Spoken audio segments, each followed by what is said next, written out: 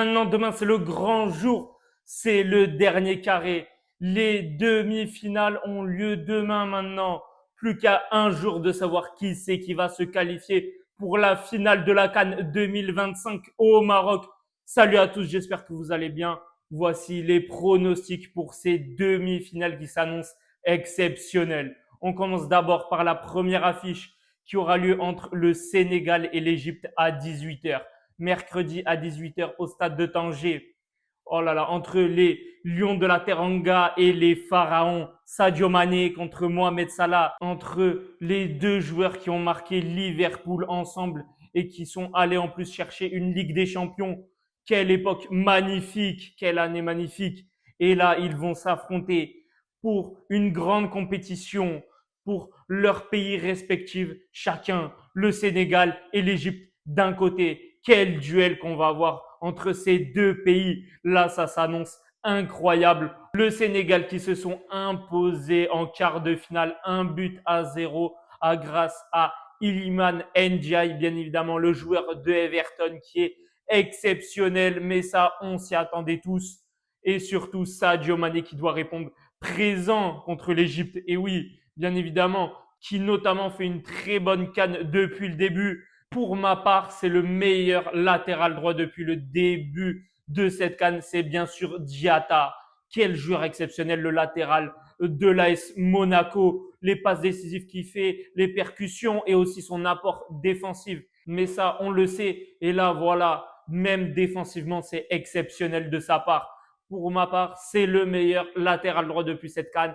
Il a offert notamment la passe décisive pour Iliman Ndiaye. Et oui, et aussi ses coups de pied arrêtés qui sont très précieux pour l'équipe du Sénégal. Et en face, on a l'Égypte. L'Égypte qui à chaque fois gagne dans les dernières minutes. Là, cette fois, ils ont gagné au mental dans les dernières minutes. Car certes, ils menaient déjà 3-2, mais ils ont tenu surtout cette fois. Cette fois, c'est niveau défensif qu'ils ont tenu les 10 dernières minutes. À chaque fois, c'est niveau offensif où ils marquent à chaque fois à la dernière minute. Mais cette fois, ça a été le mental. C'était niveau défensif, surtout avec Rabia. Quelle canne qui nous fait aussi le défenseur de Al Ahly. Oh là là, magnifique canne de sa part qui a marqué face à la Côte d'Ivoire. Victoire 3-2 avec bien évidemment Mermouche. Mermouche, l'attaquant de Manchester City. Pour moi, il mérite largement plus de temps de jeu par Pep Guardiola. Voilà, vire-moi Haaland, mets Mermouche en attaque. C'est tout ce qu'il mérite, Mermouche. Du temps de jeu dans un top club européen. Magnifique prestation de sa part qui à chaque fois ouvre le score pour l'équipe de l'Égypte. Encore une fois décisif. Magnifique, exceptionnel ce joueur depuis le début de la compétition. Mais aussi, on va en parler de Mohamed Salah, bien évidemment.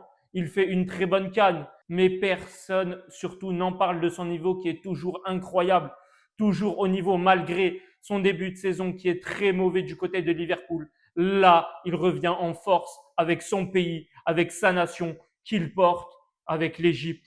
Encore un but de sa part. Mais oui, ça c'est Mohamed Salah, bien évidemment. Salah tout le temps buteur, à chaque fois. Et oui, toujours décisif.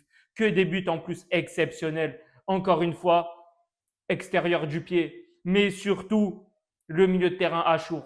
Le milieu de terrain également, joueur de Al Ahly.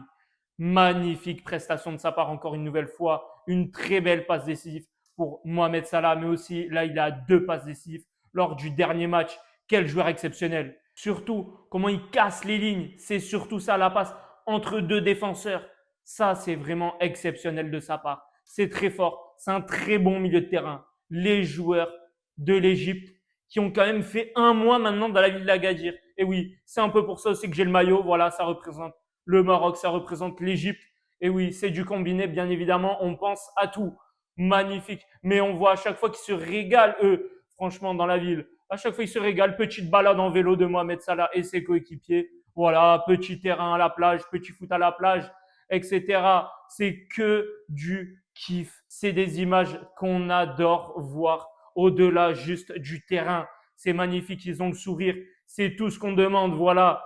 C'est pour ça qu'il y a le football. C'est pour rassembler. C'est pour partager des bons moments. Et là, c'est totalement le cas. C'est exceptionnel. C'est très beau. C'est tout ce qu'on aime voir. L'Égypte qui, quand même, a une très bonne équipe et sont solides. Mais par contre, le Sénégal doit aller chercher l'Égypte, surtout sur les corners. C'est justement le point faible de l'Égypte. On l'a vu au dernier match. Les 2 buts, c'est sur des corners. Le premier but, corner de la Côte d'Ivoire, but contre son camp malheureusement de l'Égypte. Foutour qui la met contre son camp. C'est comme ça, c'est le football. Et ensuite, le deuxième but de la Côte d'Ivoire, c'est presque un corner en vrai, mais presque au niveau du corner. Voilà, il centre. Et c'est malheureusement Guéladoué qui la reprend à un moment donné. Il y a eu un cafouillage, Guéladoué, il la reprend. But pour la Côte d'Ivoire, 3-2. Ils réduisent le score à la 75e minute de jeu. Et là, à chaque fois, la Côte d'Ivoire, ils envoient des centres, mais malheureusement, ils sont tombés contre une très bonne défense de l'Égypte, les Ivoiriens, et l'Égypte qui se sont qualifiés avec un très bon mental. Et là, ça va surtout se jouer au mental durant ce match face au Sénégal, car on a une très bonne attaque, certes, du Sénégal et de l'Égypte, mais attention, il y a également de très bonnes défenses des 2 côtés. On a parlé de la défense de l'Égypte, mis à part les coups de pied arrêtés qui sont leurs points faibles, mais à part ça, c'est très fort. Et d'un côté, on a le Sénégal avec une défense exceptionnelle, entre Koulibaly, entre Seck, entre Niakate, qui peut rentrer, ils peuvent tourner les trois. On a Jacobs, voilà, on a Diouf aussi, entre les deux qui peuvent jouer latéral gauche. Bien évidemment, je préfère quand même Diouf. Il est quand même meilleur depuis le début de la compétition. Et à droite, on a Diatta que j'ai déjà évoqué, qui est juste incroyable. Et au goal, on a bien évidemment Edouard Mendy. Edouard Mendy, quel gardien exceptionnel. Il en a sorti pas mal dans cette CAN. Il est toujours incroyable. C'est pour ça que c'est un goal de très haut niveau, de classe mondiale, de classe internationale. Bien évidemment, toujours décisif. Mais aussi, on a les milieux de terrain qui sont incroyables des 2 côtés. Du côté de l'Égypte, j'ai déjà évoqué Achour, déjà, Emen Achour. Mais aussi, il y a aussi le numéro 19 de l'Égypte qui est aussi incroyable et qui apporte beaucoup au niveau de la défense. C'est aussi un patron au milieu de terrain défensif, mais aussi il a des qualités offensives. C'est surtout ça. L'Égypte vraiment est complète de A à Z. Tout comme le Sénégal. C'est franchement du 50-50. Et du côté, bien évidemment, du Sénégal en milieu de terrain, on a Idrissa Gueye, on n'a pas Gueye, on n'a pas Matar Sarr, etc. On a Lamine Camara. C'est du grand n'importe quoi au niveau des milieux de terrain. C'est juste exceptionnel. Mais aussi, on a des joueurs, des attaquants qui sont incroyables des 2 côtés, entre Mermouche, qui est incroyable du côté de l'Égypte, du Salah, du Mohamed qui peut rentrer, du Zizo. Quelle attaque incroyable du côté de l'Égypte et du côté du Sénégal. On a du Sadio Mané, Nicolas Jackson, on a Diallo, on a Ndiaye, on a Ismail Assar, on a aussi Mbaye, le jeune du Paris Saint-Germain. Mais là, on a vraiment 2 équipes de classe mondiale, 2 équipes exceptionnelles qui vont s'affronter pour qui va jouer en finale de cette compétition. C'est surtout ça. Pour ma part, je vois seulement 2-1 pour le Sénégal. Mais le Sénégal, attention, ça va être très dur. Franchement, c'est du 50-50 entre les 2 équipes. Mais ça va être très dur. Sadio Mané, pour ma part, il va marquer du côté du Sénégal. Voilà, il doit être décisif, il doit être encore présent dans cette compétition et il va montrer encore une fois que c'est un très grand joueur. Et notamment, on le voit avec Al Nasser qui perd en ce moment sans Sadio Mané. C'est leur premier défaite sans, bien évidemment, Sadio Mané qui apporte beaucoup depuis le début de saison avec Al Nasser. Et là, on voit très bien qu'il apporte beaucoup avec le Sénégal, notamment sa percussion, sa création de passes, de dribbles, ces occasions qu'il crée, c'est à chaque fois magnifique. Il peut percuter à tout moment. Ses dribbles sont toujours incroyables. Sa qualité de passe, il peut faire très mal du côté du Sénégal. Il va tout rafler, c'est sûr. Et l'autre buteur, je vois bien le numéro 9. Soit Diallo, soit Jackson, suivant qui commence. Les hommes de Pape Thiaw doivent faire le travail comme il le faut. Et sont incroyables depuis le début de la compétition, surtout avec un jeu magnifique. C'est surtout ça.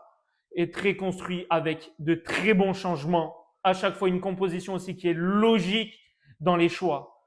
Mais c'est surtout ça qui fait la force du Sénégal et qui vont aller chercher l'Égypte. Et du côté de l'Égypte, je vois bien cette fois Achour. Voilà, il va pas seulement faire une passe décisive. Cette fois, c'est lui qui va marquer le but du côté égyptien.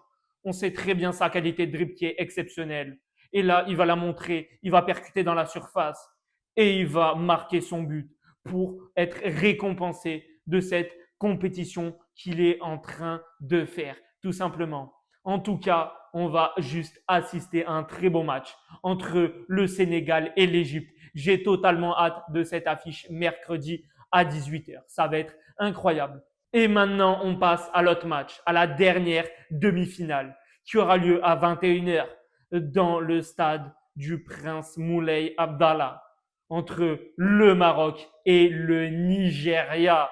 Mais quel match incroyable qu'on va avoir aussi à 21h. Mercredi, on va se régaler. Je vous le dis, le Maroc qui s'est imposé bien évidemment 2-0 face au Cameroun très facilement. C'est sûrement le match le plus maîtrisé du côté du Maroc. Je vous le dis, c'était l'équipe sûrement la plus facile à jouer. Mais en même temps, le Maroc, c'est ça. C'est surtout sa qualité à affronter les grandes équipes. C'est surtout ça, sa force. Et ça a souvent du mal face aux plus petites équipes. Et c'est ça le point faible. Et là, ils ont passé toutes les petites équipes.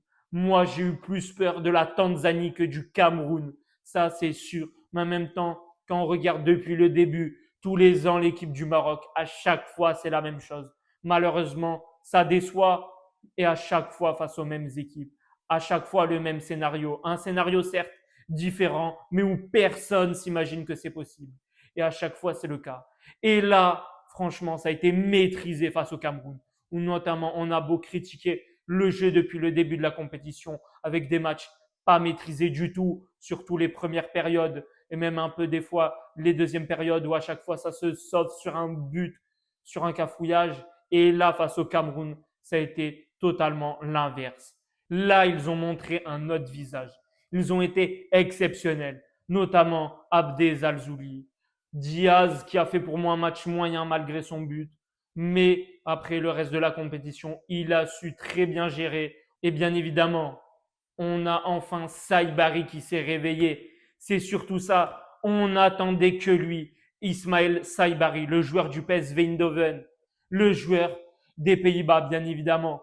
Il est vraiment de retour avec son but magnifique, avec une passe décisive de Ezal Zouli pour Saïbari. Un coup franc tiré par Abdé et Saïbari qui contrôle magnifiquement du pied gauche et qui termine pour la mettre croisée. Un très beau but. Et là, surtout, on l'a enfin vu à son niveau, Saïbari. Ça fait plaisir qu'il a été élu homme du match. Aussi au milieu de terrain, on a El Ainaoui, qui est très bon depuis le début de cette CAN. C'est sûrement le soldat de cette équipe, l'élément, la valeur sûre du Maroc au milieu de terrain. On a Amrabat qui, lui, malheureusement, est pas très en forme depuis le début de la compétition. Aussi, on a Ounahi qui, lui, malheureusement, également s'est blessé durant cette CAN alors qu'il apporte beaucoup à cette équipe. Mais au milieu de terrain, on a du Bilal El Renous, voilà, qui a enfin répondu présent au milieu de terrain. C'est ça qu'on attendait de sa part, qui répond présent. Et là, il l'a fait face au Cameroun. C'est surtout ça. Et surtout sa qualité de dribble. C'est ça qu'on veut voir. Ses dribbles, ils sont exceptionnels. Avec Stuttgart, il fait un travail incroyable. Et là, il doit le reproduire avec la sélection pour une grande compétition. Et en défense, bien évidemment, on a Hakimi, on a Mazraoui, on a Aguerd, mais il y a Massina. Lui, c'est toujours ça le problème, c'est Massina.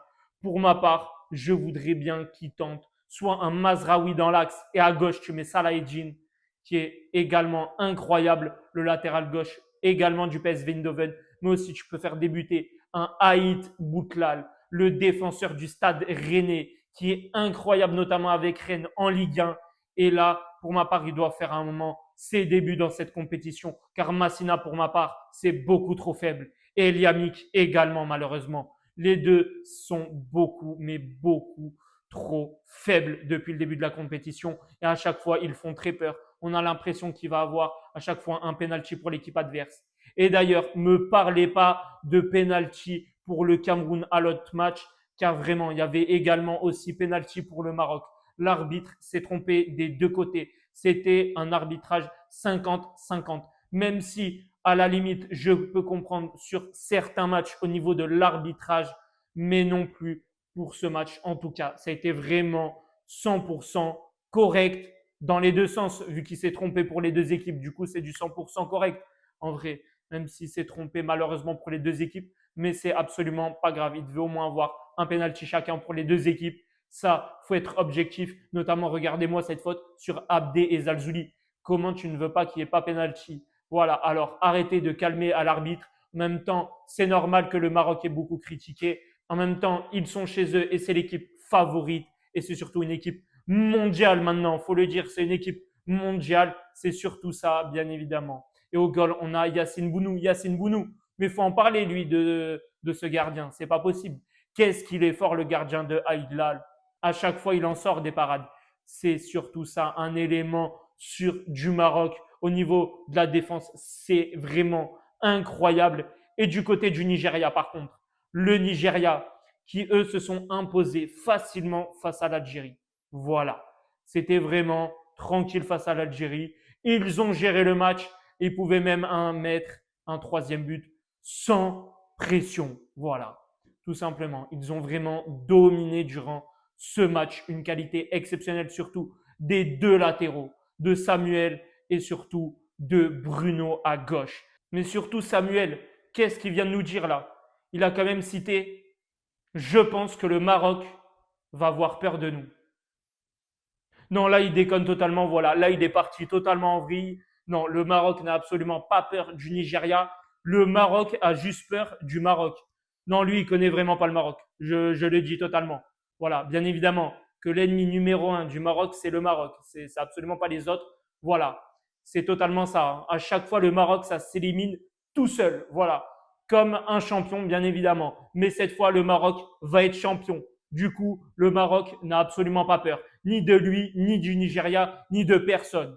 Voilà, juste que de la bonne pression pour le Maroc, pour les Lions de l'Atlas. Le Nigeria, et pourtant, j'aime bien quand même Samuel. Il a fait un très beau match, une très belle CAN. J'aime beaucoup le joueur. Il a notamment proposé niveau défensif, niveau offensif, c'est exceptionnel. J'aime beaucoup ce latéral, une très belle découverte. Mais surtout maintenant, au milieu de terrain, il n'y aura pas Ndidi. Ndidi, le capitaine du Nigeria, le milieu de terrain emblématique de Leicester, ne sera pas présent pour cette partie. Voilà, il sera absent, blessé malheureusement et suspendu, les deux en même temps, la totale. Et aussi dans l'équipe du Nigeria, il y a du Osimhen en attaque, il y a du Lookman, il y a du Akor Adams. Ils sont très forts dans cette CAN. Notamment Lookman pour ma part. C'est vraiment le meilleur joueur de la compétition avec Brahim Diaz, avec Salah. Là, on a tous les meilleurs joueurs de la compétition qui sont réunis dans la dernière phase, dans les demi-finales. Là où toutes les grandes équipes vont s'affronter. Les grands joueurs vont s'affronter. On a Brahim Diaz d'un côté, 5 buts. Et d'un côté aussi, on a du Lookman. On a tous les meilleurs buteurs de la CAN. On a du Victor Osimhen également. C'est incroyable, vraiment. Très belle équipe du Nigeria qui propose du beau jeu, qui ont remporté également le Mozambique. 4 buts à 0 en huitième de finale, on le rappelle. Pour ma part, c'est sûrement parmi les deux meilleures équipes depuis le début de cette CAN avec le Sénégal et du coup le Nigeria qui propose le meilleur jeu, le plus beau spectacle, surtout une construction et que ce soit niveau défensif, niveau offensif. C'est incroyable dans tous les aspects. C'est magnifique, ça va vraiment être une très belle rencontre entre le Maroc et le Nigeria. J'ai totalement hâte de cette affiche. Magnifique prestation du Nigeria face à l'Algérie, magnifique qualification, sans pression, tranquillement ils se sont imposés. Mais là, ils vont jouer contre le Maroc. Là, une grande nation contre une grande nation. C'est surtout ça. Là, un match tant attendu entre le Maroc et le Nigeria. Maintenant, pour ma part, je vois bien un 2-0 pour le Maroc. Victoire par contre difficile pour les joueurs du Maroc, mais victoire assurée, je vous l'annonce. Le Nigeria ne va rien faire en attaque. Voilà, ils vont à chaque fois se faire détruire par la défense du Maroc. Je vous l'annonce, ça sera comme ça. Lookman va essayer de créer, mais à chaque fois se fera prendre la balle par Hakimi qui va se réveiller, qui malheureusement n'a pas non plus fait une très bonne compétition depuis le début. Voilà, il a été bon, mais sans plus. On connaît tous son niveau exceptionnel. Et là, il va montrer à toute l'Afrique, aux yeux du monde qu'il mérite son ballon d'or. Voilà. Et qu'il a été volé par Dembélé, tout simplement. Il le méritait, son ballon d'or. Et pourquoi ça a été élu le ballon d'or africain 2025? Il va le montrer totalement face à l'autre ballon d'or africain, l'ancien Lookman. Et Lookman l'avait volé à Hakimi déjà. Et là, il va répondre présent à Hakimi. Voilà. Là, ça va être son moment. Et je vous l'annonce, justement, c'est lui qui va marquer. C'est lui, soit sur coup franc, soit sur penalty. En tout cas, sur un coup de pied arrêté, il va marquer un but. Et il sera incroyable. Je vous l'annonce. Et le deuxième but, pour ma part, non, ça ne sera pas Brahim Diaz dans la facilité, mais Abdé Ezzalzouli, l'ailier du Real Betis. Il mérite totalement son but. Depuis qu'il est titulaire dans cette équipe, il est incroyable. Il apporte beaucoup offensivement.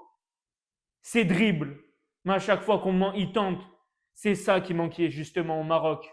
Et à chaque fois, c'est lui qui peut créer la différence. Et surtout à gauche, on a Abdel Zalzouli, à droite, on a Brahim Diaz. Et ça, c'est parfait. Ça peut attaquer à droite comme à gauche du côté du Maroc. On ne voit pas venir d'où elle va venir cette attaque. Bam, d'un autre côté, ça peut partir de tous les côtés. Et en buteur, El Kaabi, incroyable lui. Et oui, moi franchement, ça ne me surprend pas qu'il ait ce niveau. Ça m'étonne pas du tout. Je connais ce joueur, on le suit à l'Olympiakos, on le suit durant les derniers rassemblements avec le Maroc, on l'a suivi aussi avant avec le Wydad, mais bien évidemment, on sait tous son niveau, on le connaît quand on regarde le football, quand on est passionné, on connaît le niveau de certains joueurs. Et bien évidemment que si j'ai acheté un maillot de El Kaabi, c'est pas pour rien. Vu qu'on croit en lui, on sait que Ayoub El Kaabi, il fait pour l'instant une très bonne CAN et c'est totalement mérité, mais il apporte énormément. Mais aussi, surtout, quand il sort, il y a Enesri, un autre soldat, un autre attaquant. Lui, pour l'instant, on n'en parle pas assez, mais il fait une très bonne CAN. À chaque fois, quand il y a des changements et quand il rentre, il apporte énormément. Son pressing est magnifique. Il reste juste un but pour le récompenser. C'est juste ça. Mais à chaque fois, il fait de très bonnes entrées. Et ça, c'est incroyable. Voilà. Et surtout, on a aussi Raimi en troisième attaquant, malheureusement, qui lui fait une très mauvaise canne depuis le début. Mais là, ça va être son moment. Il va se réveiller. On croit en lui, on connaît tous sa qualité, avec notamment les Jeux Olympiques où il a porté le Maroc, où il est allé chercher la médaille de bronze. Malheureusement, ils ont perdu contre l'Espagne, qui a été champion olympique. Et là, il va répondre présent s'il rentre. Voilà, vu que je pense quand même, dans 90% des chances, ça va être El Kaabi titulaire. En tout cas, ça va être un match franchement incroyable mercredi à 21h entre le Maroc et le Nigeria. Du coup, je vois en finale le Sénégal d'un côté et le Maroc de l'autre. Le Sénégal qui joue du coup. En vrai, c'est à domicile, Tanger pour eux. C'est totalement à domicile. Et le stade du Prince Moulay Abdallah Araba, bien évidemment, c'est à domicile également pour le Maroc. Ils sont totalement dans leur stade respectif, comme on peut le dire maintenant, on peut le dire, c'est leur stade respectif. On espère en tout cas avoir de très belles demi-finales et se régaler. C'est surtout ça l'essentiel. Dites-moi dans les commentaires qui c'est justement que vous voyez qualifié pour cette finale. Le Sénégal, l'Égypte, le Maroc ou le Nigeria. Et pour vous, qui c'est qui va marquer aussi durant ces demi-finales, qui va être le top joueur, voilà, pour chaque match. C'est surtout ça. N'hésitez pas à vous abonner, bien évidemment, à la chaîne YouTube, à aussi mettre un pouce bleu, un like, ça fait toujours plaisir, un petit commentaire. Et également, suivez-moi sur tous mes réseaux sociaux, Instagram et TikTok, lien dans la description, bien évidemment, pour suivre cette CAN, ces derniers matchs qu'on a franchement juste envie de regarder et on est impatient de regarder ces deux demi-finales qui aura lieu entre l'Égypte, Sénégal et le Maroc face au Nigeria. Et sur ce, ciao!